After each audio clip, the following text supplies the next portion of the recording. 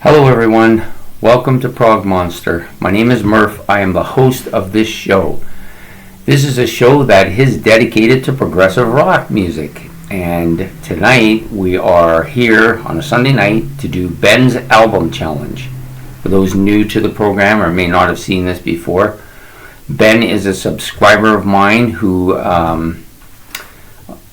has, what he does basically is he picks an album and a band, gives it to me, and then my job is to review it, talk about it, tell them if I like it, pick a song on it I like the best, that kind of thing.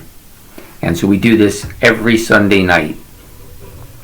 Tonight he's given me what I would call a speed metal band. Now, before we get too far into this, I have not been really a metal fan for decades now. I clearly see that I haven't really followed much in the way of metal. I didn't know that until I started doing this channel because I was always a Judas Priest, Iron Maiden, Black Sabbath fan. I listened to them. I still listen to them. But I never thought of myself as anything less than a metal fan until I came on here and realized there is a ton of metal out there that I know nothing about. So I've been trying to slowly catch up on it, and I'm starting to get into it. I've got some metal stuff that I like, some progressive metal stuff too. But I didn't make the serious jump towards doing it until I did my top 25 favorite metal bands based on what I had listened to up to that point. Now, I sometimes watch the Hudson Valley Squares on Sea of Tranquility, which airs on Mondays now, every second Monday. And there was a young guy on there, Bryce, who knows metal. He suggested a band called Skullfist. And so I thought, well, I'll listen to them. And other guys had some good stuff to say about them. But I never got around to it until Ben brought this band to me last Sunday to listen to for this show. And the band is Skullfist. The album Chasing the Dream from 2014. So now, this is a speed metal band to me. But they do have some other elements in their music. They're not just speeding and shredding. There is a lot of that, which is what you would expect from a band like that. But there's also some other elements to their music. I actually enjoyed the album quite a bit. There was no failing songs on this album to me. I gave three, it looks like I gave 3 songs 5s, 5 of them 6s, and then 1 7, which is pretty good for a band that I'd never heard before and didn't know anything about. So there are 9 tracks on this album. Very, very speedy album. Lots of speed metal here. The drumming is very quick, fast-paced. Guy's really good. Guitar player is really good. Vocalist, though, is the surprise for me. I don't generally like metal vocalists because of that screeching that they do. But this guy is good. His voice is very high, but it doesn't crack, it doesn't break, it's not screeching, it's not gravelly or any of that. It's just very high. And it's very smooth, actually, in a lot of ways. I find it smooth. So let's get into this. Okay, so the first track, which is called Hours to Live, fast-paced song, of course. Nice, some nice guitar parts on here. Of course, they're very speedy, as you would expect. The vocals, of course, are typical metal vocals, but not screechy at all. There's no screeching. I don't find any screeching on any of the tracks that he does, which I like quite a bit. The solo was kind of shredding and fast, which would be normal for this type of music. Then there's a slow melodic part towards the end of the song and finishes off with another speedy part. It's a pretty solid track. I like it. So I gave it a 6. My favorite track is the next track on the album. It's called Bad for God.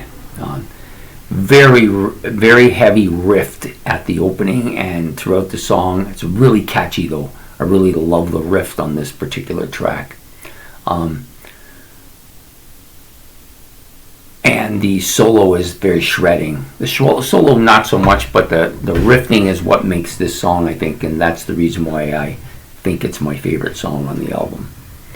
Chasing the Dream, which is the title track, is the next song. Another heavy, fast-paced beat. The vocals are very high, screaming range, but never breaking. And it's a real pounding track, this one. Like a real strong pounding back with some real heavy speed solo shredding going on in this song. Fantastic tune.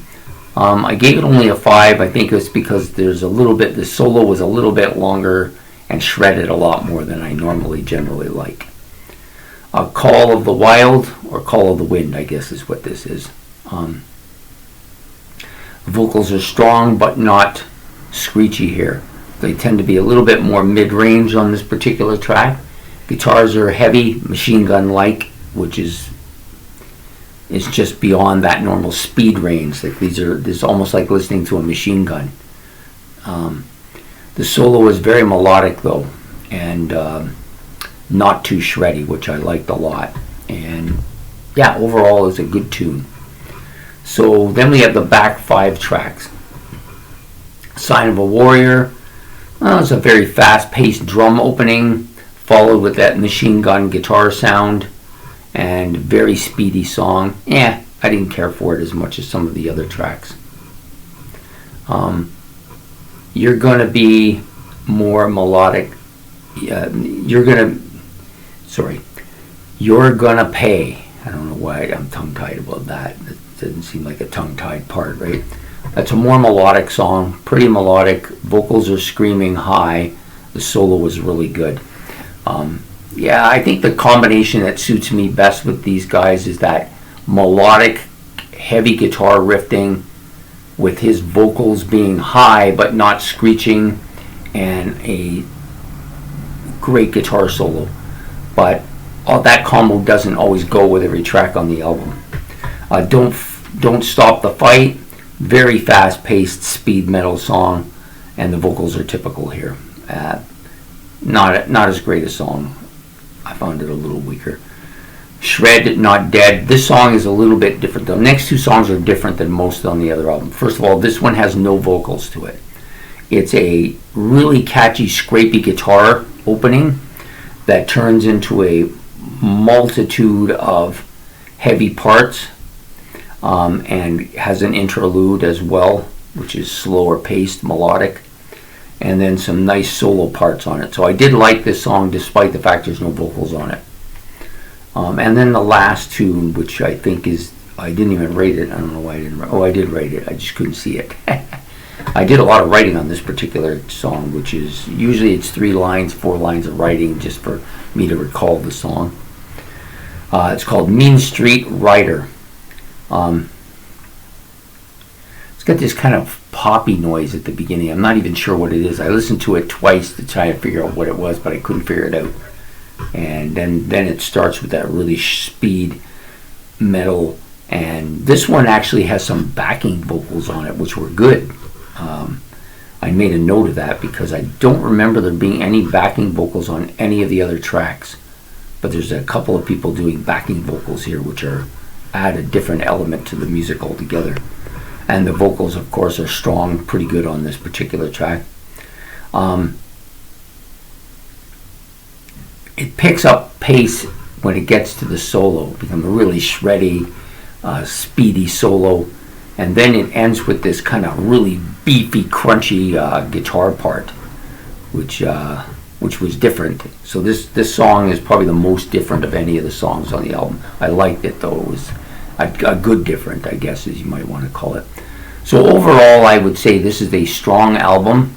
This is a band who I would like to hear more of. I haven't got an extensive metal collection as of yet. I do have a few, and I have a whole bunch of metal stuff out on the need to listen to holder. I have one out in the front room of stuff that I didn't get to from the new stuff. So normally what I do after the haul is everything that I've listened to I put into the racks. Things I haven't listened to I put into that rack out there to be listened to. There's not too many out there. There's maybe 15 or 20 albums out there I haven't listened to. Most of them are metal though, and most of them fall into that metal range that I'm not overly crazy about. But I may start to get into them a little bit more. I've started to slowly go through that stuff and listen to it and put it on my rack here so that I can better add it to, if I decide to, may add some of them to my playlist. I don't normally put metal in my playlist. It's not, metal for me is kind of like punk rock in some ways, is that I have my moments where I feel like listening to them, and then I'll pull out whatever I want to listen to and listen to it. But I generally don't put them in my playlist because I don't always feel that way about listening to them. So then when I get to them, I got to listen to them. I don't really want to, and then it just leaves a negative. Usually the stuff that goes in my playlist is prog music, maybe pop music, maybe some folky pop, or some classic rock, or some hard rock. Yeah, normally those are the type of albums that make the playlist for me. Anyways, I digress a bit, but this was a good album. If you like that speed metal sound and you like solid, strong metal vocals, this is a good band to listen to. Chasing the Dream was the album I listened to. I think they probably have quite a few albums, but this one, and the album cover was pretty decent too. I thought it was pretty creative. Anyways, I hope you enjoyed this episode of Ben's Album Challenge. I'm sure Ben will have an excellent album for us next week as well. At some point when I get around 30 or so episodes of this, we're going to do a top 10 best Ben's album challenges based on, probably on my likes, which ones did well, which ones you liked. Try to do a range of different ones there.